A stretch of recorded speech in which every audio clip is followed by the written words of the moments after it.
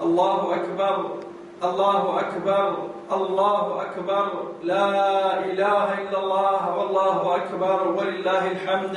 الحمد لله رب العالمين والصلاة والسلام على سيد الأنبياء والمرسلين حبيبنا وشفيعنا ومولانا محمد وعلى آله وأصحابه أجمعين. أما بعد. مشاهدين السلام علیکم ورحمۃ اللہ تعالی وبرکاتہ. اس محفل قصص الانبیاء علیہم السلام میں آپ کو خوش آمدید ہے.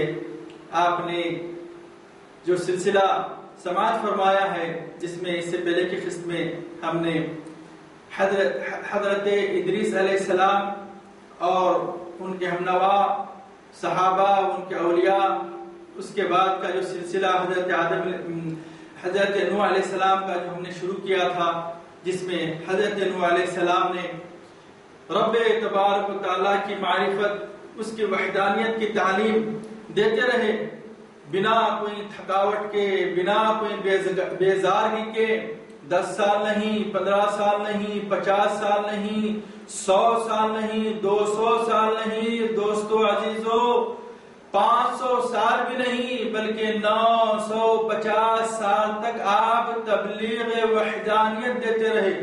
50 سال کی عمر میں آپ کو رب تبارک و تعالیٰ نے نبوت سے سرفراز فرمایا اور تبلیغ و وحدانیت اور معرفت کی ذمہ داری سونپی. اس کے بعد 950 سال تک آپ کی عمر پوری، اب 1000 سال ہو گئی ہے.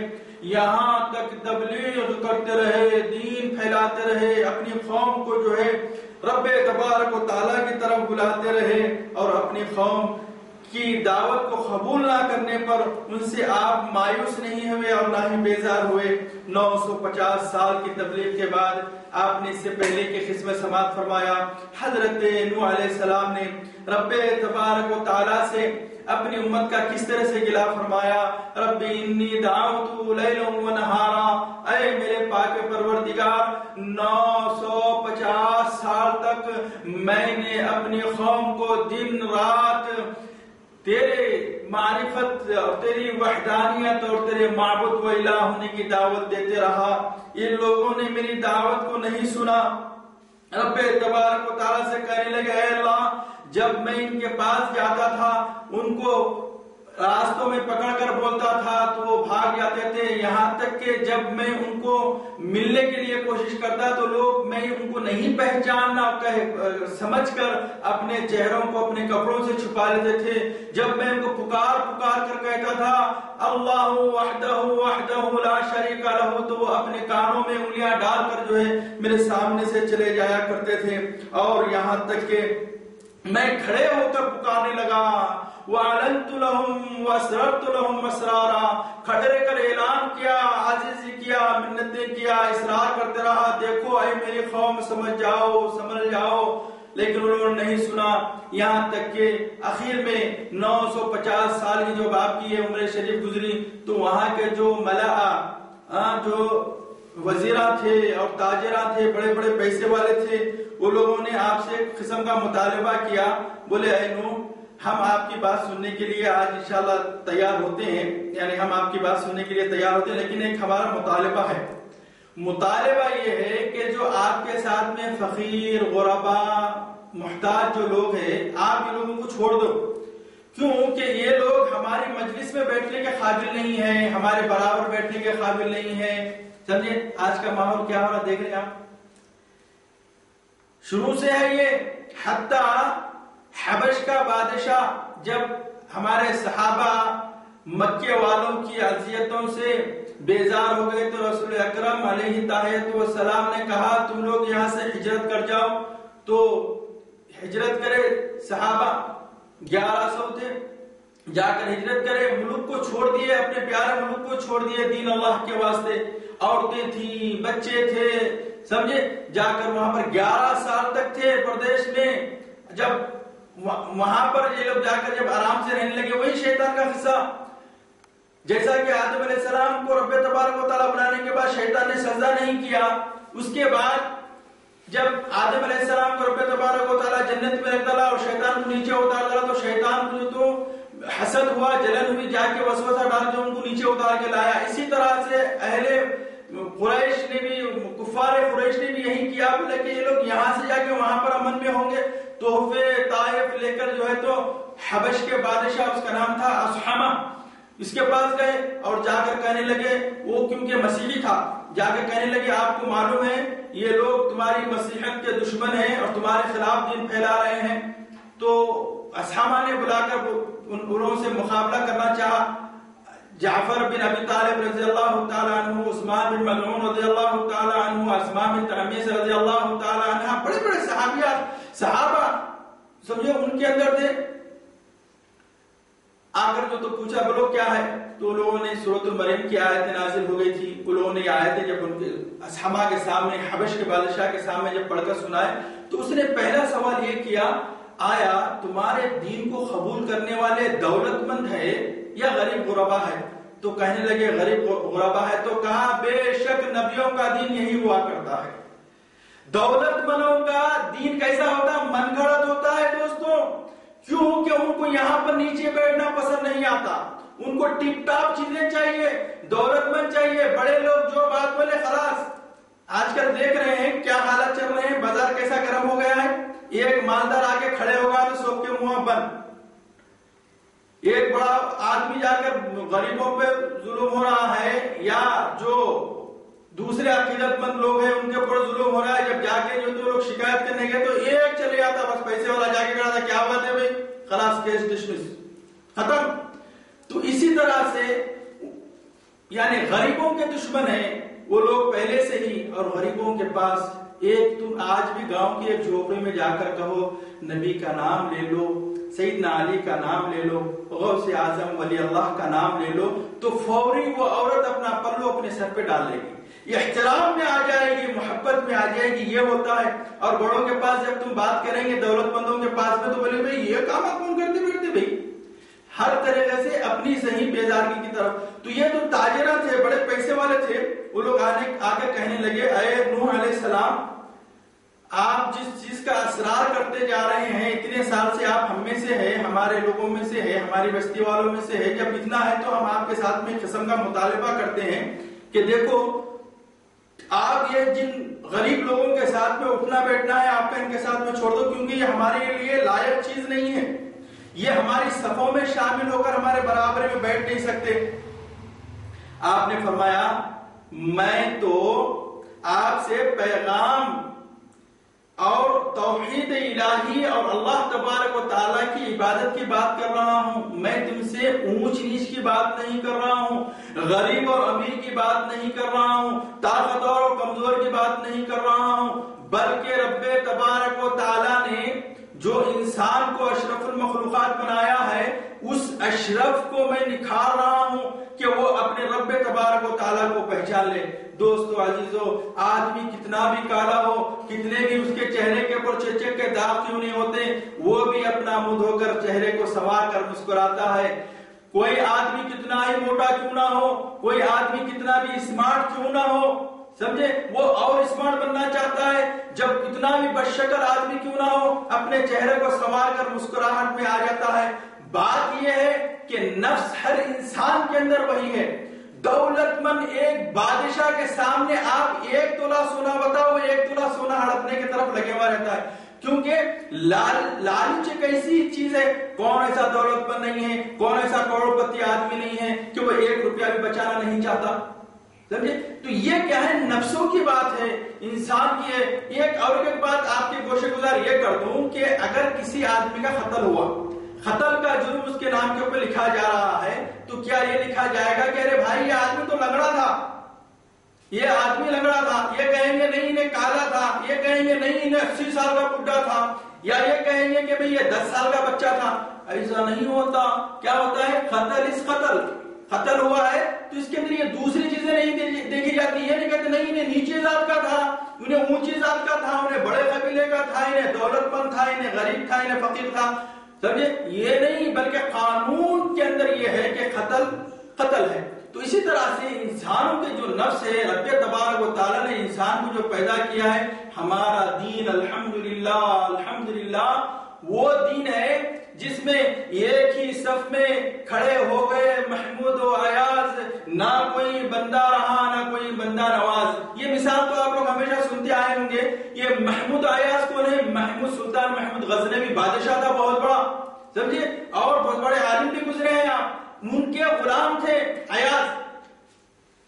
ہمیشہ جب نماز سے خارج رہتے تو آپ ان کی چھتری پکڑ کے رہتے، ان کے جوتیاں اٹھا کے چلتے، لیکن جب رب تبارک و تعالیٰ کے حضور میں آ جاتے تو کیا کہتے؟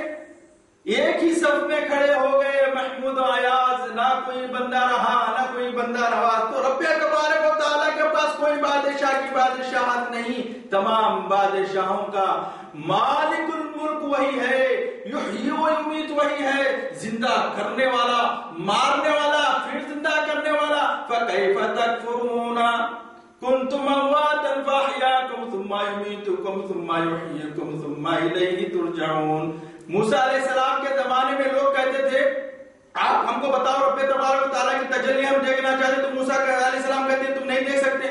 بہرحال رب تبارک و تعالیٰ بشریت کو دکھانا چاہا کہ رب تبارک و تعالیٰ کی تجلی کیا ہے۔ پہلے پارے کی تیسری آیت کے رکوع کا اختتام میں آپ کے سامنے ابھی تلاوت فرمایا۔ موسیٰ علیہ السلام لے کے گئے اپنی امت کو، سمجھے، 70 کے جو ہے 370 ان کے ساتھ میں ان کے صحابی تھے۔ رب تبارک و تعالیٰ کی تجلی سوئی کے ناکے میں سے آئی تو نبی اللہ، ایک نبی میں 40 آدمی کی طاقت ہوتی ہے، آپ بے ہوش ہو گئے، لیکن ان کے ساتھ کے جو لوگ تھے وہ سب جل کر راکھ ہو گئے۔ تو رب تبارک و تعالیٰ فرماتا ہے فَكَيْفَ تَكْفُرُونَ وَكُنْتُمْ أَمْوَاتًا، اب بھی تم کس طرح سے اپنے رب کے ساتھ میں جو تم کفر کرو گے جب کہ تم مر چکے تھے، یعنی جب یہ رات کے ڈرو گے تو رب تبارک و تعالیٰ پھر ان کو زندہ کر کے ان سے سوال کر رہا ہے فَكَيْفَ تَكْفُرُونَ وَكُنْتُمْ أَمْوَاتًا فَأَحْيَاكُمْ، اب تم کو زندہ کیا، ثُمَّ يُمِيتُكُمْ، یعنی اب تمہاری ماں باپ کی جو زندگیاں تھی تو امتحان کے تحت پہ آپ لوگ کو موت واقع ہوئی ہے، جس کی جتنی زندگیاں تھی اب تم لوگ جیو گے، فَأَحْيَاكُمْ ثُمَّ يُمِيتُكُمْ، اب اس کے بعد اپنے ماں باپ کی زندگی کی مقدار کے حساب سے اب آپ لوگ کو موت، ثُمَّ إِلَيْهِ تُرْجَعُونَ، پھر اس کے بعد تم کو اپنا حساب دینے کے لیے رب تبارک و تعالیٰ کی طرف ہی رجوع ہونا ہے۔ تو یہ امیری اور غریبی کا فرق رب تبارک و تعالیٰ کے پاس میں نہیں ہے۔ دوستو عزیزو بزرگو، رب تبارک و تعالیٰ صحابہ اکرام کے پاس جب پیسہ آ جاتا تھا تو روتے تھے، رات بھر نہیں سوتے تھے، بولتے تھے اب میرے پاس پیسہ آ گیا، نہیں معلوم شیطان مجھ کو کس مصیبت میں، کس ورغلاہٹ میں، کس شوق میں مبتلا نہ کر دے۔ اس قسم کا صحابہ کے اندر یہ رجحان ہوتا تھا۔ تو حضرت نوح علیہ السلام کی قوم نے آپ سے یہ مطالبہ کیا، قوم نے نہیں، ان کے ملا، وقال الملا، یعنی ان کے بڑے جو وزراء ہوا کرتے تھے اور جو تاجرہ ہوا کرتے تھے کہ آپ جو ہے ایک کام کرو کہ آپ غریبوں کو چھوڑ دو اور ہماری صف میں آ جاؤ، اب یہاں سے جو تو ہم کام کریں گے، آپ غریبوں کے ساتھ بیٹھنا نہیں، اگر غریبوں کے ساتھ بیٹھنا ہے تو ہمارے ساتھ میں نہیں بیٹھنا، ہمارے سے تعلقات نہیں رکھنا۔ ہم نہیں معلوم ہے کوئی بھی مول صاحب جا رہے ہیں تو مول صاحب آئے وہیں بیٹھو، سامنے کرسی ڈال کے بٹھا دیں، وہاں سے بھیج دیتے، ان کے ساتھ والے بھی نہیں آنا، پھر انہوں بھی بار بار نہیں آنا، اور انہوں بھی جہاں انہوں بلائے وہیں جانا، اب ان کی جو بڑی پارٹی ہے تو پھر وہاں پر نہیں جانا۔ تو اس طریقے کا ان کے رجحان تھے اس زمانے سے، جو شیطانی رجحانات تھے۔ آپ اس سے پہلے کے بیان کے اندر میرا مسلسل بیان آپ سماعت فرماتے آ رہے ہیں۔ تو حضرت نبی اللہ نوح علیہ السلام اولو العزمی، بڑے بڑے جو 5 بڑے انبیاء ہیں ان میں سے ہے، آپ نے اس سے پہلے سماعت فرمایا۔ تو آپ نے کہا بھائی میں تو تجھ کو انسان بنانے آیا ہوں، میں تجھ کو تیرے باپ آدم کے نطفے کو یاد دلانے آیا ہوں کہ تمہارے باپ کیا تھے، اللہ سبحانہ و تعالیٰ کے علم سے مالا مال تھے، رب تبارک و تعالیٰ کے سامنے سجدہ ریز رہا کرتے تھے، رب تبارک و تعالیٰ کی حمد و ثنا کرتے تھے اور تمام بشریت کو ایک نظر سے دیکھتے تھے۔ اسی طرح سے میں تم کو وہی بشر بنانے آیا ہوں، واپس لے کر آنے آیا ہوں۔ تم رب تبارک و تعالیٰ کو ایک مان لو اور اس کی جو احکام کے اوپر، اس کے قانونوں کے اوپر چلتے رہو۔ میں ان مومنوں کو کیسے چھوڑ سکتا ہوں؟ اس بات پر وہ مشرک اور کافر کہنے لگے یہ مجنون مزدجر ہے، یہ تو بڑبڑانے والا دیوانہ ہے، اس کو چھوڑ دو۔ اے نوح جاؤ، تمہارے رب جس کو ہم نہیں مان رہے ہیں اور جس کا تم یہ دعویٰ کر رہے ہو کہ اگر ہم نہیں مانیں گے تو رب تبارک و تعالیٰ کا عذاب ہم پر نازل ہو جائے گا، تو آپ جاؤ اور وہ تمہارا عذاب لا کر ہم کو بتاؤ۔ اب آخرکار 950 سال کی تبلیغ کے بعد میں، دعوت دین کے بعد میں، جب آپ کی قوم نے اللہ واحد کی طرف نہیں آیا ان پر عذاب الہی آنے کے لیے نوح علیہ السلام نے بد دعا کر دی. وقال نوح ربی لا تذرنی لا تذر علی الارض من الكافرین دیارا. وقال نوح ربی لا تذر علی الارض من الكافرین دیارا. اے میرے پاک پروردگار، اس زمین کے اوپر کافروں کو مت آباد بنا، مت آباد کر، ان کو مت بسا. انک ان تذرہم، اے میرے پاک پروردگار اگر تو ان کو چھوڑ دے، ان کو زیادہ کرنے لگے، یضلوا عبادک، یہ تیرے جو مومن بندے، یعنی اب آپ کو یہاں پر ڈر لگا ہوا ہے کہ آپ کے ساتھ میں جو 80 خاندان ایمان لکھ رہے تھے، غریب 80 خاندان ایمان لائے تھے، تو ان کو یہ بات کا ڈر ہوگا کہ کہیں یہ لوگ بھی ان میں نہ مل جائے. کیوں نہیں ہوگا؟ ہمارے پاس لوگوں کو مال دیا جا رہا، پیسے، بولے یہ پیسے لینا کل سے فاتحہ نہیں دینا، یہ پیسے لینا کل سے کوئی امام کا نام نہیں لینا، اگر چیک کر لیے تو گھر کے ہنڈیاں بڑولیاں باہر روڈ کے اوپر. یہ واقعہ ہوئے ہے کہ نہیں ہے؟ تو اسی طرح سے یہاں پر کیا بات ہو گئی؟ حضرت نوح علیہ السلام نے یہی فرمایا، اے اپنی جو صحابہ جو ایمان لا لیے تھے ان کے بھی مرتد ہونے کا ڈر آپ کو ہو گیا، تو آپ نے فرمایا انکا ان تذرہم، اے اللہ اگرچہ ان کو تو آزاد کر دے، چھوڑ دے، یضلوا عبادک، یہ تیرے بندوں کو جو ہے نا گمراہ کر دیں گے. ولا یلدوا الا، کیا یہ لوگ جنم نہیں دیں گے، الا فاجرا کفارا، اگرچہ تو ان کو چھوڑ دے گا، ان کو پکڑ میں اپنی نہیں لے گا، تو یہ لوگ ایسے بچے جنم دیں گے ہی نہیں، سوائے ایسے بچے جنم دیں گے جو کافر ہوں گے اور فاجر ہوں گے، منافقین ہوں گے، لوگوں کے اوپر ظلم کرنے والے ہوں گے، تیری اطاعت کرنے والے نہ ہوں گے. اے میرے رب اگر تو ان کو پھیر دے گا تو یہ لوگ تیرے نیک لوگوں کو گمراہ کر دیں گے، یہ لوگ سوائے گناہگار اور کافر کے کسی کو پیدا نہیں کریں گے. حضرت نوح علیہ السلام نے جب رب تبارک و تعالیٰ سے چیز کی گزارش کی اور کہنے لگے اے ربی یا ربی، قال ربی انا قومی کذبون، اے میرے رب میری قوم نے مجھ کو جھٹلا دیا ہے، فافتح بینی و بینہم ونجینی، اے اللہ میرے اور ان کے درمیان میں کھول دے، اپنی درار کو ڈال دے اور کھول دے، ونجینی ومن معائی، اور مجھ کو نجات دے اور جو میرے ساتھ میں ہے ان کو نجات دے، ونجینی ومن معائی من المؤمنین، مجھ کو اور جو میرے ساتھ میں مومنین ہیں ان کو نجات عطا فرما دے. اس طرح آیت شریف میں آیا ہے كذلك قبلهم قوم نوح فكذبوا عبدنا وقالوا مجنون وازدجر، کہنے لگے اللہ سبحانہ وتعالیٰ فرماتا ہے اسی طرح سے ہمارے بندے عبدنا کو جھٹلایا، کذبوا ان کی قوم نے، اور کیا کہا؟ مجنون پاگل ہے، وازدجر اور جو تو بڑبڑانے والا دیوانہ ہے.